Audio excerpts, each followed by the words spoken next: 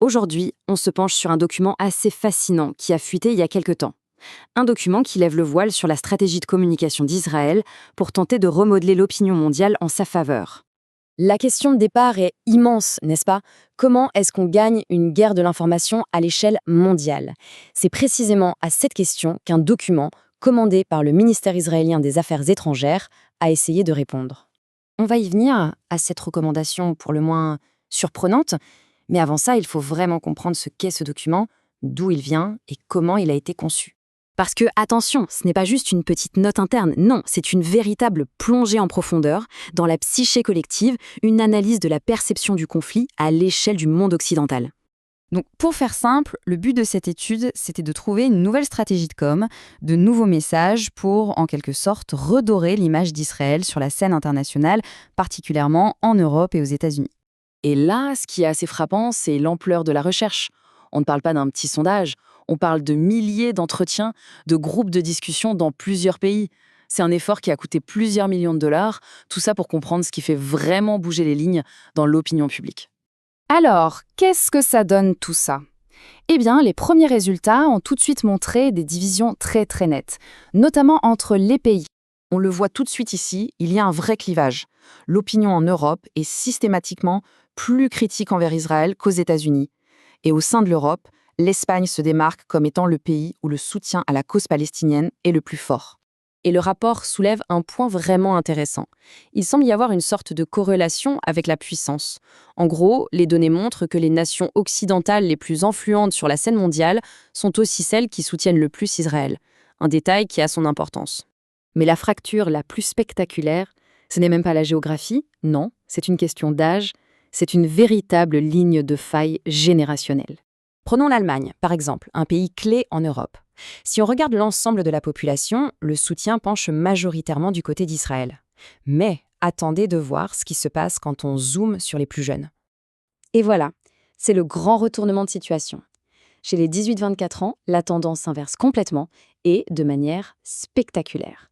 C'est ça que le rapport appelle, sans détour, le problème de la génération Z. Pour eux, c'est un défi stratégique majeur sur le long terme.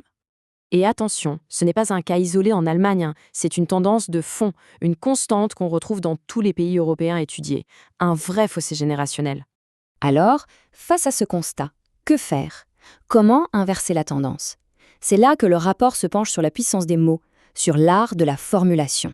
Et voici la tactique de communication numéro 1 qui en ressort. C'est ce qu'on appelle le cadrage, ou framing en anglais. L'angle sous lequel on présente le conflit change absolument tout. Si on parle d'Israéliens contre Palestiniens, le soutien pour Israël est faible.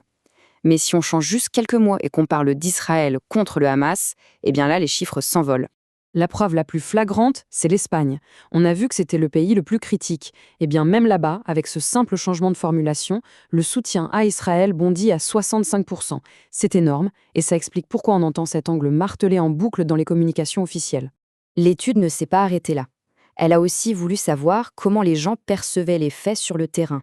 Et là encore, on découvre un fossé immense entre les perceptions. On a demandé aux participants d'estimer le nombre de morts à Gaza. Aux États-Unis et en Allemagne, l'estimation moyenne qui ressort, c'est environ 10 000. Maintenant, si on compare avec l'Espagne, on passe à 40 000. C'est 4 fois plus. Et sans surprise, cette perception d'un bilan humain bien plus lourd coïncide avec un soutien bien plus faible aux actions d'Israël. Mais le plus fou, c'est peut-être ça. Peu importe si les gens estiment le bilan à 10 000 ou 40 000, il y a un point sur lequel des majorités écrasantes, dans tous les pays, sont d'accord, les victimes étaient avant tout des civils.